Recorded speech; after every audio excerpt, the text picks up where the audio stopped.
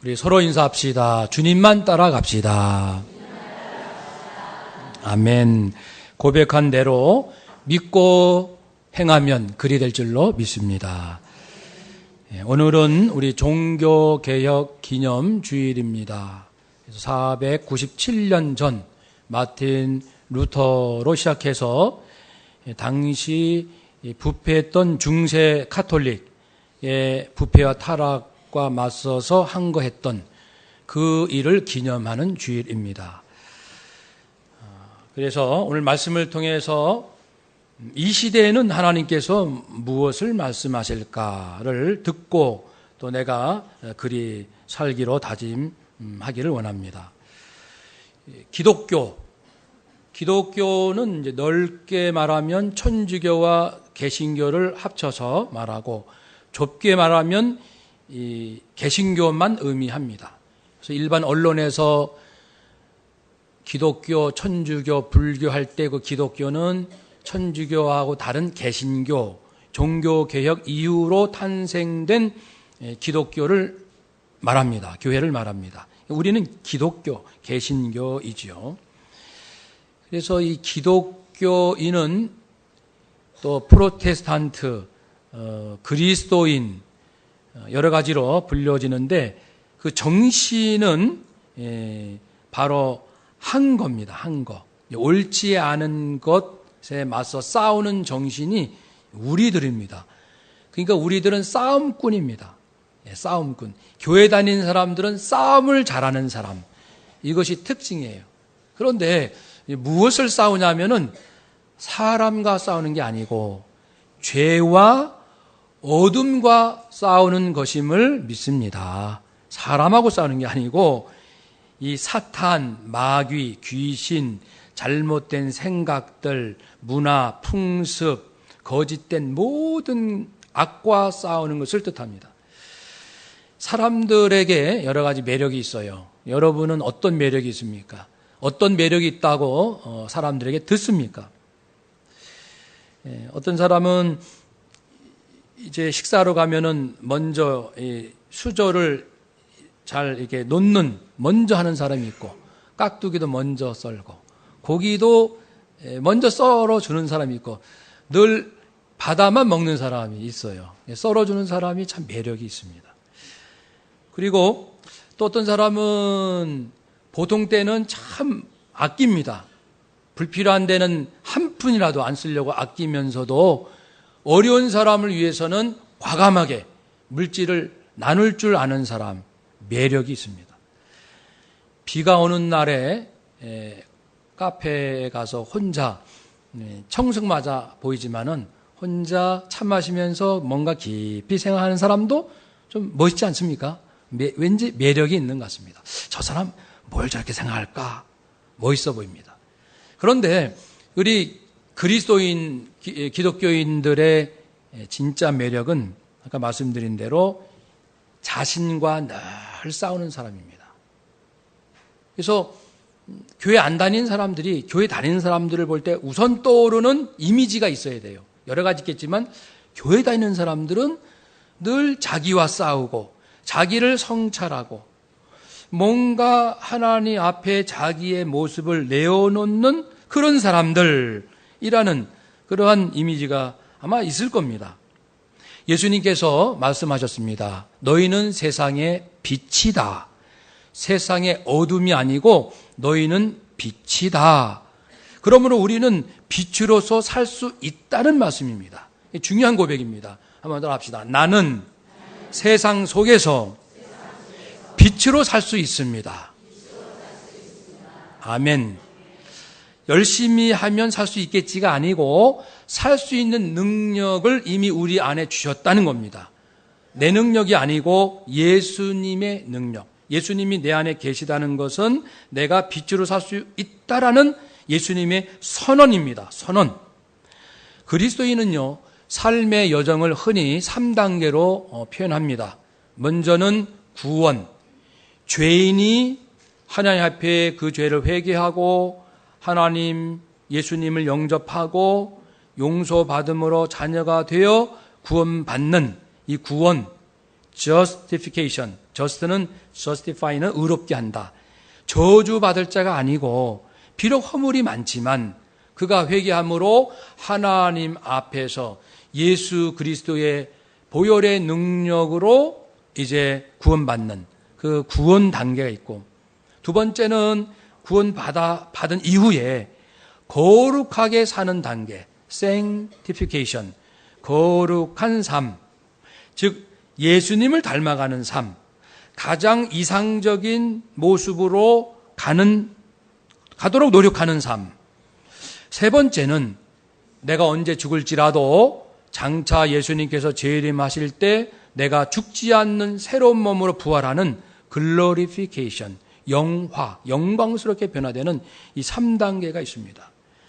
칭의 또는 구원, 성화 또는 거룩한 삶, 영화 또는 부활, 이 3단계가 있는데, 구원받지 못하신 분은 구원에 대하여 관심 가지시고 구원받기를 위하여 하나님 앞에 진실로 나가시고, 구원받은 확신이 있으신 분은 거룩한 삶을 위하여 노력을 하셔야 할 것입니다. 부활은 주어지는 것이니까 기다리면 될 것입니다. 그래서 497년 전 종교개혁이 있었는데 그것은 구원에 관한 종교개혁입니다. 어떻게 구원받는가?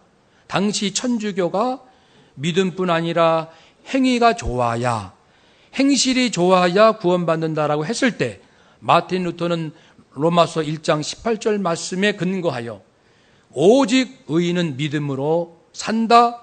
사람이 의롭게 되는 것은 행실이 아니라 진정한 믿음, 오직 믿음뿐이다 라고 선포했죠. 이 믿음으로 구원받는데 그 믿음의 내용이 뭡니까? 내가 죄인인 것을 고백하고 인정하고 이 죄인을 하나님께서 받아주시는데 어떻게? 내 죄값으로 내가 저주받아 죽어야 되는데 예수님께서 나 대신 그 저주 받으시고 그 형벌 받으시고 그 심판 받으셔서 나 대신 형벌을 받아 죽으신 것, 어디에서? 십자가상에서 피 흘려 죽으심으로, 죽으신 그 은혜로, 그 죽으심의 능력으로 내가 죄인이지만 의롭게 될 수 있다라는 하나님의 약속을 나는 믿습니다. 이것을 믿는 믿음으로 구원받는다는 것입니다. 그런데 이 믿음으로 구원받게 된 이면에는 하나님의 은혜가 있지 않습니까? 믿음으로, 진실된 믿음으로 구원받게 하시는 하나님의 은혜가 먼저 있는 거예요. 창세전부터 이 은혜를 약속하셨고 약속을 지금도 베풀고 계십니다. 그러니 은혜가 먼저요, 그 다음에 내가 진실로 믿는 것이고, 그러면 이 하나님의 은혜로 내 믿음으로 구원받는 것, 다시는 영원히 저주받지 않는 삶, 이것이 어디에 근거가 있습니까? 누가 그렇게 말했습니까? 라고 했을 때 종교 회의도 아니고 성경 말씀에 기록이 되어 있다는 것을 마틴 루터가 얘기했습니다. 우리 사람들 회의, 아무리 훌륭한 추기경 주교들의 모임을 할지라도 그들이 성경 말씀에 위배되는 결정하는 것은 무효입니다.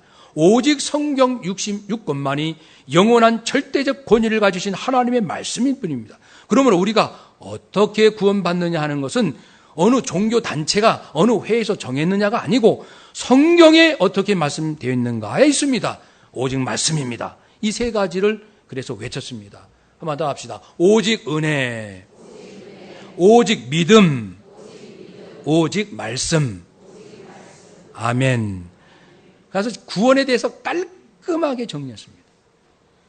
1000년 동안 거짓에 호덕이던 중세 가톨릭이 이 세 말씀에 완전히 무너지고 하나님께서는 종교 계획을 일으키셔서 올바른 구원의 길을 열어주셨습니다.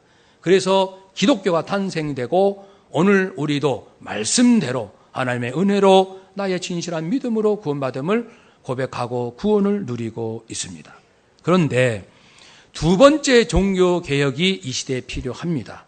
그것은 구원이 이미 정리가 됐고 거룩한 삶, 두 번째 단계가 성화. 이 거룩한 삶을 어떻게 할 것인가가 우리 모두의 고민 아닙니까? 이 부분에 대해서 우리가 좀 더 정직하고 좀 더 진실해질 필요가 있습니다. 두 번째 종교 개혁이 만일 일어난다면 이 부분일 것입니다. 어떻게 우리는 거룩한 삶이 될 것인가? 여러분은 어떻게 이 내 안에 있는 구원은 받았지만 여전히 내 안에 있는 더러움과 추함에 대해서 어떻게 처리하시는지요? 어떻게 다루시는지요? 하나님께서는 우리가 구별되기를 원하십니다. 거룩한 삶은 구별된 삶이다. 구별됐다는 것은 세상 따라가지 않는 하나님의 말씀대로 간다는 겁니다. 그 말씀의 핵심은 예수님께서 이미 말씀해 주신 대로 마태복음 5, 6, 7장 그 중에서도 산상팔복에 있습니다. 심령이 가난한 자가 복이 있다. 심령이 부자인 사람은 복이 없고 심령이 가난한 사람, 자신의 부족함과 허물을 알고 주님 하나님의 은혜가 아니면 살 수 없고 하나님의 은혜가 아니면 지금도 숨을 쉴 수가 없다는 사실을 진정 믿고 인정하고 하나님 앞에 겸손하게 나오는 사람, 이런 사람이 복이 있느니라. 그러면 세상에서요, 하나님 필요 없어, 지금까지 하나님 없이도 나 잘 살아왔어, 이런 이야기를 하는 사람이 직장 동료 중에 있어요, 없어요? 있습니다. 그 가르침에 속지 말라는 겁니다. 그것이 거룩한 삶이에요. 그가 지금 거짓을 말하고 있습니다. 하나님 없이는 구원받을 수 없을 뿐 아니라 하나님 없이는 우리는 거룩한 삶을 살 수도 없습니다. 애통하는 자가 복이 있다고 했습니다. 누구나 허물이 있는데 이 허물을 하나님 앞에 드러낼 줄 아는 사람, 고백할 줄 아는 사람, 인정할 줄 아는 사람, 무조건 덮으려고 하는 것이 아니라 나의 죄, 나의 허물을 고백할 줄 아는 사람, 그 사람이 복이 있느니라. 여러분 직장 동료 중에 동료와 함께 회식 자리든 어디 다른 자리든 그런 얘기 얼마나 들어봤습니까? 김 과장, 사실 말이야, 내가 참 죄가 많아. 내가 직장에서 열심히 하긴 하지만 내가 참 괴롭다. 내가 양심의 가책을 느낀다. 이런 이야기를 하는 동료들 얼마나 만나보셨습니까? 세상에서는 거의 그런 거 하지 않습니다. 다 덮어둡니다.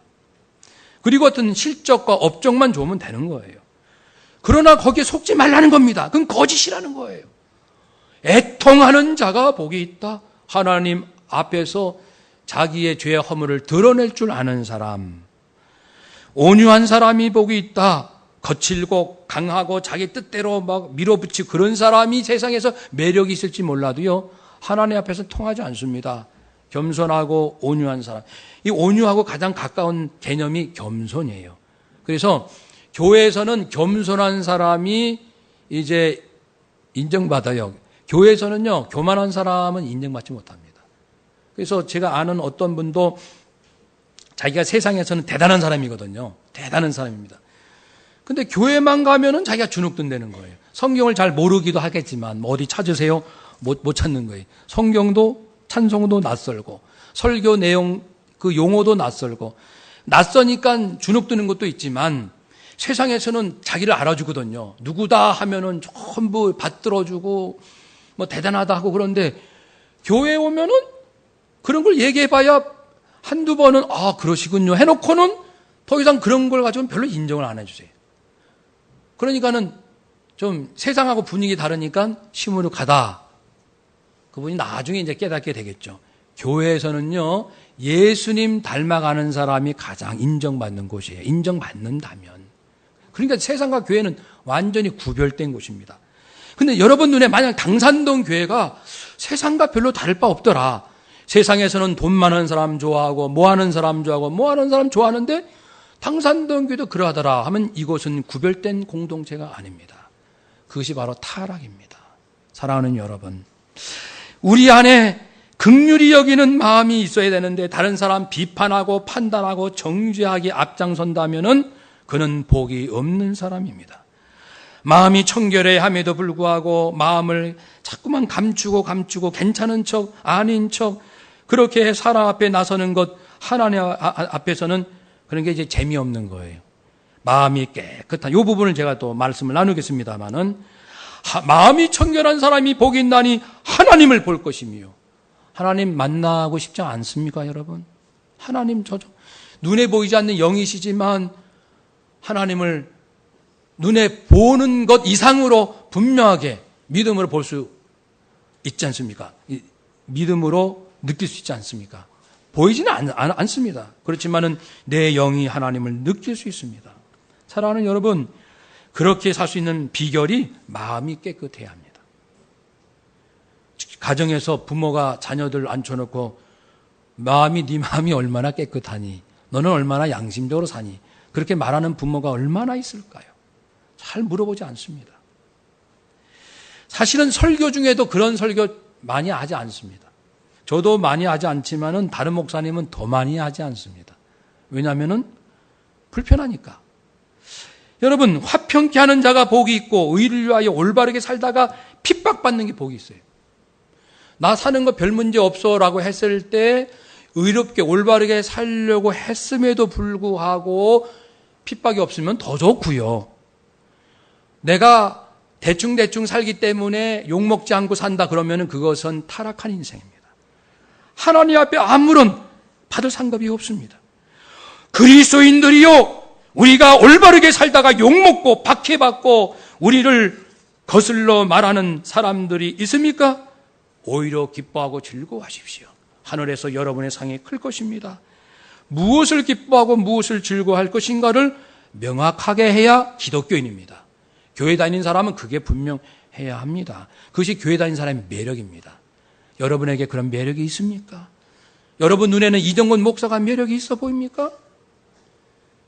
여러분 눈에는 우리 교회 장로님들이 매력이 있어 보입니까? 권사님들이 매력이 있어 보입니까? 안수 집사님들, 교학교 교사, 성가 대원들이 여러분 눈에 매력이 있어 보입니까? 기독교인의 매력은 자신과 싸우는 사람입니다. 죄와 싸우는 사람들이에요. 남들은 좋다, 훌륭하다 그러지만 나는 하나님 앞에 울면서 늘 내 숨겨놓은 마음을 가지고 애통할 줄 아는 그런 사람이 진정한 매력이라 할 수 있습니다. 흥미로운 것은요, 성경에 정말 중요하면서도 의외로 사람들이 싫어하는 단어 2가지가 있습니다. 정말 중요한데 사람들은 별로 안 좋아해요. 그것이 뭘까요? 하나는 죄라는 말, 또 하나는 피라는 말입니다. 죄는 왜 사람이 싫어하냐면 죄로 인하여 심판받는 것이 두렵기 때문에 죄라는 말을 싫어하고, 그래서 목사님들도 가능하면 죄라는 말 하고 싶지 않고, 성도님들 듣고 싶지 않고, 부모가 자녀에게 하고 싶지 않고, 누구에게 하고 싶지 않고, 듣고 싶지 않고. 2번째는 피는 죄값으로 사망, 죽음이라, 피 흘림은 죽음이니까 죽음을 좋아할 사람은 없잖아요. 그러니까 본능적으로 피 흘림, 죽음 다 싫어하는 거예요. 죄라는 단어, 피라는 단어가 이렇게 듣기 힘든 말이지만 뜻밖에도 성경 66권 복음을 이해하는데 가장 중요한 2 단어입니다. 이 단어가 이해되지 않고서는 하나님을 알 수도 없고 구원도 깨달을 수 없고 그리스도인답게 살 수도 없는 바로 그것이 죄와 피입니다. 그러므로 우리는 하나님 앞에 나의 죄를 드러내기를 용기 있게 해야 됩니다. 그리고 나의 피 흘려주고 마땅한 나를 대신하여 피 흘리신 예수님의 은혜를 날마다 되새김질하며 깊이 묵상을 해야 할 것입니다. 사람들은 보통 자기 죄는 가리고 싶고 의로움은 드러내고 싶습니다. 왜 그렇죠? 자기를 보호하려고, 본능입니다. 자기 보호 본능. 그래서 누가 나의 허물을 얘기하면 화가 나는 이유가, 나의 단점 지적하는 것이 못마땅한 이유가 자기가 무너진다고 생각하니까 그래요. 지적받으면 자기는 인정받지 못한다고 오해받는 게 제일 힘든 거예요. 사람이 제일 힘든 게 오해받는 것. 분하거든요. 사실이 아닌데 누가 나를 오해하고 있다. 이것처럼 참기 어려운 건 없을 거예요. 자신의 죄는 가능한 감추고 내가 얼마나 열심히 살았고 똑똑하고 내가 얼마나 성실했는가는 자꾸만 드러내고 싶은 거예요. 인정받고 싶어서. 그런데요, 하나님은 정반대 방법으로 우리를 보호하십니다. 내가 나를 보호하는 방법은 그런 방법이지만 하나님께서 자기 백성을 보호하시는 방법은 완전히 반대입니다. 죄를 드러내십니다. 회개하라. 참회하라. 끊임없이 너희는 돌이켜 회개하고 모든 죄에서 떠날지어다. 네 인생의 걸림돌은 죄악이다. 죄악에서 돌아서라. 죄악을 버리라. 죄 때문에 너희가 죽을지라도 나는 너희가 죽는 것을 원치 않는다. 회개하고 돌아서라. 이렇게 끊임없이 예수님도 말씀하셨고 회개하라 천국에 가까웠느니라. 하나님께서 우리를 살리는 방법은 죄를 드러내라. 허물과 수치를 드러내라. 그런 것입니다. 그런데 교회를 다니면서도 하나님 앞에 내 죄와 수치를 드러내는 것을 몹시 불편해하는 성도가 있다면 정말 죄송한 말씀이지만 아직도 한참 모셨습니다. 하나님의 은혜를 깨닫기, 말씀 깨닫기는 한참 모셨습니다. 하나님의 말씀을 깨닫고 하나님께 은혜 받고 믿음이 쑥쑥 자라기 위해서는 하나님 앞에 정직해야 합니다. 한번 따라 합시다. 하나님 앞에 정직합시다. 하나님은 우리가 연약함을 아십니다. 마태복음 26장 41절 예수님께서 제자들을 향하여 시험에 들지 않게 깨어 기도하라. 마음에는 원이로되 육신이 약하도다. 사도 바울도 고백했습니다. 로마서 7장 25절 내 자신이 마음으로는 하나님의 법을 원하지만 나도 모르는 사이에 이 육신은 자꾸만 죄 짓는 곳으로 간다. 그 훌륭한 바울도 고백했습니다. 성경은요 아주 단호한 하나님 말씀입니다. 우리는 자꾸만 나를 감추려고 하는데 성경은 인간이 얼마나 죄인 줄 아느냐, 죄인인 줄 아느냐. 인간은 못 말려. 인간은 다 똑같아. 여러분, 세상에서는 누가 누구보다 점수가 높고 또 이건 어떻고 이런 면에서 누가 또 자꾸만 비교하잖아요. 그걸 중요하게 여기고. 근데 하나님 앞에 가면은 그 모든 거 다 필요 없습니다. 지금 이 순간도 필요 없습니다. 예배드리는 이 순간도 그건 아무런 필요가 없습니다. 하나님 앞에서는. 오직 우리의 심령이 주님 앞에 깨끗한가, 정직한가, 그것을 묻고 또 물으십니다. 그러므로 성경을 읽을수록 우리는 당황합니다. 어떻게 하면 성공할 수 있을까? 어떻게 하면 인정받을 수 있을까? 어떻게 하면 건강할 수 있을까? 어떻게 하면 기적을 경험할 수 있을까를 가지고 성경을 읽기를 시작하지만 점점 읽다 보면은 어이쿠 나 같은 죄인이 없구나. 내 안에 추악하고 더러운 것을 자꾸만 보게 됩니다. 성경은 인간이 다 죄인이라는 것을 말씀하는 겁니다. 믿음의 위인이라고 우리가 그나마 존경하는 사람들이 성경에 많이 있긴 해요. 노아, 그렇지만 그는 술 취해서 큰 악을 행했고, 아브라함은 자기의 생명이 위협당할까봐 아내를 누이라고 속였고, 사울 왕은 제사장의 그 권한을 월권하고 성급하여 하나님께 버림받고, 훌륭한 다윗 왕도 자기의 부하의 아내를 간음했고, 솔로몬도 우상숭배하고 성적으로 문란했고, 이스라엘의 수많은 왕들이 역시 우상숭배하고 성적으로 문란했고, 야곱도 자기의 아버지의 형을 속였고, 아론과 미리암도 지도자 모세에게 불순종하고 거역했고, 유다는 자기 며느리와 악을 행했고, 야고보와 요한은 예수님 앞에서 높은 명예심에 눈이 멀어가지고 앞뒤도 분별하지 못한 채 높은 자리에 앉게 달라고 했고, 베드로는 예수님 스승을 배신했고, 도마는 예수님의 부활을 의심했고, 바울은 교회를 핍박했고. 성경은요 단순 명쾌합니다. 인간은 죄인이다. 그런데 세상에 나가면 그 말을 잘 안 해요. 얼마 벌어? 연봉이 얼마야? 어떤 차를 타고 다녀? 어디에 살고 있어? 어느 동네에서? 자녀는 어떻게 키웠어? 자꾸만 그런 얘기를 해요. 어디 가도 인간은 죄인이다 얘기를 안 하는 거예요. 대통령도 국회의원도 장관들도 교수들도 누구도 그 얘기를 안 해. 오직 성경은 말씀합니다. 인간은 죄인이다. 인간은 죄인이다. 인간은 악하다. 인간은 어릴 적부터 생각하는 것이 악하다. 끊임없이 고발합니다. 끊임없이 말씀합니다. 하나님께서.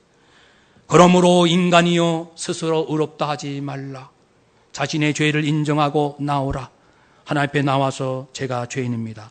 한번 따라 합시다. 하나님, 제가 죄인입니다. 아직 예수님을 영접하지 않는 사람이 제가 죄인입니다라고 고백하는 것은 믿지 않은 그 큰 엄청난 죄를 고백하고 예수님 영접하는 그러한 의미의 죄인입니다를 고백할 것이고, 이미 구원받은 자가 저는 죄인입니다라고 하는 고백은 그 부분과 조금 다르게 이미 구원은 받았지만 내 마음속에 여전히 죄가 있음을 고백하는, 거룩하게 살기를 원하지만 아직 제 안에 두 마음이 늘 싸웁니다를 고백하는 거예요. 제가 이번 주일에 주간에 목회자 세미나 다녀왔는데요, 그 교회 정말 여러 성도님들이 공개적으로 많은 사람들 앞에서 죄를 고백하는 것을 직접 들었습니다. 어떤 사람은 나는 결혼 후 외도를 4번 하고 마지막은 아들까지 낳아서 데리고 왔어요. 이렇게. 그분이 병원 원장입니다. 병원 원장쯤 되면 감추고 싶지 않아요? 나는 훌륭해. 나는 괜찮아. 근데 속에는 4번 외도하고 있어요. 자약을 고백하는 거예요. 물론 아내가 용서했죠. 또 어떤 분은 나는 교회에서 훌륭한 장로라고 인정받지만 집에 가면은 아닙니다. 집에 가면 저는 그렇게 살지 않습니다. 오히려 부끄럽게 살곤 했습니다. 어떤 안수집사는 나는 안수집사이지만 집에 가면 아내를 때렸습니다. 폭행했습니다. 언어로 또 폭력을 휘둘렀고, 아이들 아침 깨울 때 욕으로 시작해서 욕으로 애를 깨웁니다. 교회 오면은 괜찮은 안수집사, 집에 가면 아내 때리고 자녀들에게 욕을 퍼붓고, 나는 이런 악을 행했습니다. 나에게는 아빠가 셋입니다. 나는 이런 열등감이 있습니다. 다 고백합니다.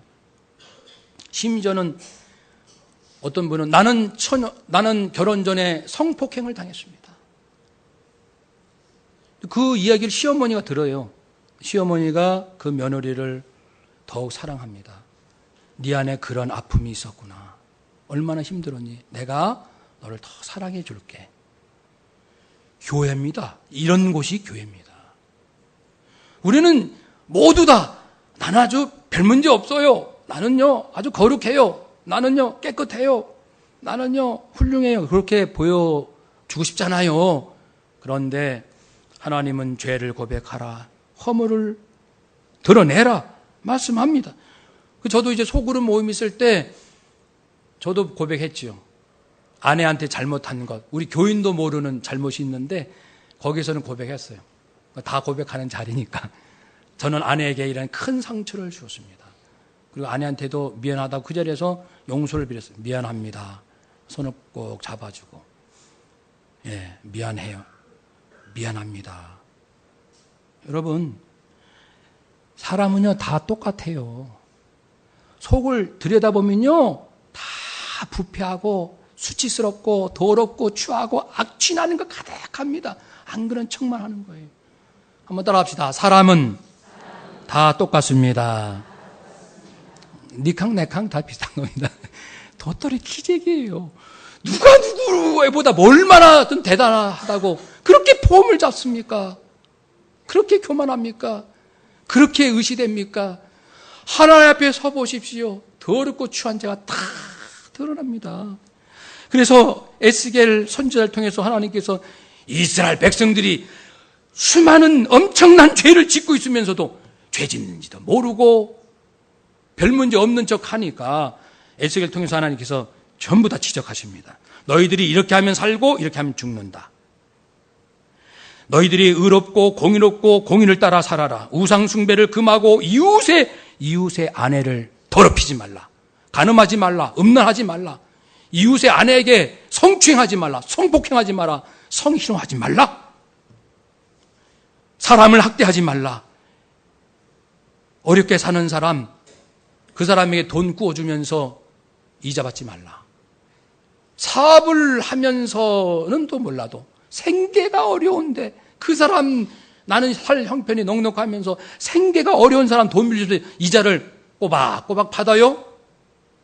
받지 말라. 이웃의 재산을 강탈하지 말라. 굶주린 사람에게는 음식물을 주어라. 말씀했습니다. 사람과 사람 사이의 판단을 공의롭게 하라. 사사롭게 판단하지 마라. 누군가가 억울함을 당한다. 이렇게 하면 살 것이요 반대로 하면 너희는 죽을 것이다. 만일 너희가 그런 악을 행한 것이 있다면 이제라도 돌이켜서 하나님께로 돌아와라. 30절부터 우리 읽읍시다. 30절부터 32절까지 함께 읽읍시다. 주 여호와의 말씀이니라. 이스라엘 족속아, 내가 너희 각 사람이 행한 대로 심판할지라. 너희는 돌이켜 회개하고 모든 죄에서 떠날지어다. 그리한즉 그것이 너희에게 죄악의 걸림돌이 되지 아니하리라. 너희는 너희가 범한 모든 죄악을 버리고 마음과 영을 새롭게 할지어다. 이스라엘 족속아, 너희가 어찌하여 죽고자 하느냐? 주 여호와의 말씀이니라. 죽을 자가 죽는 것도 내가 기뻐하지 아니하노니 너희는 스스로 돌이키고 살지니라. 아멘. 아멘. 저나 여러분이나 정말 하나님께서 기뻐하시는 삶을 살고 싶습니다. 죄의 허물을 드러내고 싶습니다. 내 허물은 드러내고 다른 사람을 덮어주는 것, 이것이 두 번째 종교 개혁입니다. 내 허물은 드러내고 다른 사람 허물은 덮어줄 수 있는 사람이 어디 있는가? 교회 다니는 사람들, 기독교인이 할 수 있지 않는가? 그런데 반대로 내 허물은 덮고 다른 사람 허물은 들춰냅니까? 이건 세상을 무너지게 합니다. 어떻게 하면 내 허물은 드러내고 다른 사람 허물은 덮어줄 수 있겠는가? 세 가지 방법을 말씀드립니다. 첫 번째, 32절에 있는 것처럼 하나님은 마땅히 죽어 마땅한 사람이지만 죽는 것을 하나님은 기뻐하지 않으세요. 아무리 저런 사람 저런 놈은 죽어 마땅해. 그래도 하나님은 얘야 네가 회개하여 돌아서라. 나는 너를 살리고 싶다. 살아야 된다. 멸망받아서는 안 된다. 돌이켜라. 살아라. 하나님은 살기를 원하신다고 했어요. 인생의 목적이 뭔지 아십니까? 구원받는 것이고 하나님 앞에 거룩한 삶, 예수 닮는 것입니다. 그것이 목적이라고요. 이 목적을 잘 잡으세요. 부자가 목적이 아닙니다. 자식 세상적으로 성공시키는 것이 인생의 목적이 아니고 자식이나 나나 하나님 앞에 거룩하게 사는 것, 이것이 목적입니다. 그걸 분명히 하신다면 내 안에서 이제 죄를 허물을 고백할 수 있는 용기가 나올 것입니다. 두 번째 29절에 있는 말씀처럼 이스라엘 백성들이 빈정대면서 말하기를, 야, 하나님은 불공평하시지 않아? 우리도 그렇게 많이 얘기합니다. 나 억울해. 나 이 집에 결혼 와서 정말 피눈물 많이 흘렸어. 내가 뭘 잘못했다고 이렇게 고통을 당하지? 많은 사람들이 하나님을 원망합니다. 그래서 새로운 인생, 이 땅과 내가 새롭게 살려면은 하나님에 대한 오해를 푸셔야 됩니다. 오해. 하나님은 절대로 악을 행하시는 분이 아닙니다. 내 눈에 아무리 억울해요, 분해요, 그래도 하나님께서는 나로 하여금 억울하게 하나님이 하신 게 아닙니다. 누군가 나쁜 짓은 했어도 하나님이 하신 건 아닙니다. 이 억울한 일을 당한 이 일을 통해서 다만 하나님은 더 좋은 일이 일어나도록 오히려 하나님은 애를 쓰시는 분이에요. 잘못은 사람들이 해놓고 문제는 사람들이 다 터뜨려 놓고 뒷감당은 다 하나님이 하십니다. 그것도 선하게 뒷감당하신 분이 하나님이십니다. 합력하여선. 그런 하나님을 오해하면서 하나님은 나를 왜 이렇게 안 도와주셔? 하나님은 불공평하셔. 하나님에 대한 오해를 풀어야 됩니다. 한번 따라 합시다. 하나님에 대한 오해를 풉시다. 아멘. 그것이 풀어야 내 심령이 삽니다. 그러시려면 성경을 매일같이 읽으십시오. 매일같이 하나님 오해하지 않으시려면, 인생을 제대로 사시려면 매일 성경을 읽으십시오. 세 번째는 포기하지 마십시오. 어떤 사람도요, 아무리 죄가 많아도 하나님 앞에 포기하고 하나님 앞에 계속 나오고 또 죄를 져요? 괴롭지요? 또 나오세요. 또 죄를 집니까? 또 하나님께 나오세요. 1년이고 10년이고 1000년이고 나오세요. 1000년. 하나님은 계속 나와요. 다만 진실한 마음을 가지고 나오면 때가 되면 하나님께서 반드시 그 죄를 끊게 해주신다는 것입니다. 내 힘으로 죄를 이기려고 하니까 얼마나 힘든지 세상이. 하나님의 은혜를 받으면요, 하나님의 사랑에 내가 감격하면 죄는 저절로 떠납니다. 하나님의 은혜와 사랑 받지 않고 혼자 죄와 싸우려 하니 그렇게 힘든 겁니다. 한번 이 시점에서 다시 한번 고백합시다. 한번 따라합시다. 하나님, 저에게 날마다 예수피 예수 생명 부어 주옵소서. 예수 사랑 예수 기쁨 충만케 하옵소서. 말씀의 능력 성령의 능력 넘치게 하옵소서. 아멘. 날마다 간구하시라고요. 죄를 지면 짓는 대로 또 하세요. 또 하세요. 포기하지 마세요. 하나님은 포기하지 않습니다. 내가 포기하는 거예요. 왜냐하면 내가 스스로 의로워지려고 하니 됩니까? 안 되는 거야. 이미 하나님 다 하셔요. 인간은 어릴 적부터 생각하는 것이 선하다, 악하다, 악하다. 하나님이 이미 진단을 다 내리셨는데 자꾸만 내가 의로워지려고 한들 안 된다는 거예요. 그래서 은혜로 구원받았고 거룩하게 사는 삶 역시도 은혜를 받아야 되지. 은혜 받지 않고 거룩하게 되려니 됩니까? 포기하지 마십시다. 히브리서 10장 39절 말씀에 뒤로 물러가면 내 마음이 그를 기뻐하지 아니하니라 라는 말씀이 있습니다.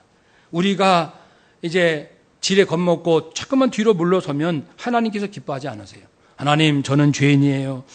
저는요 정말 제가 생각해도 못 말리는 사람입니다. 겉으로는 사람들이 저보고요 다 성공했다고 그래요. 훌륭하다고 그럽니다. 믿음 좋다고 그러고요.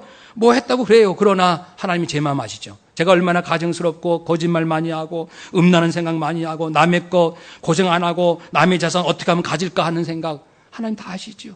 제가 이런 사람입니다. 저를 용서해 주세요. 저 부끄럽습니다. 하나님 저를 긍휼히 여겨 주세요.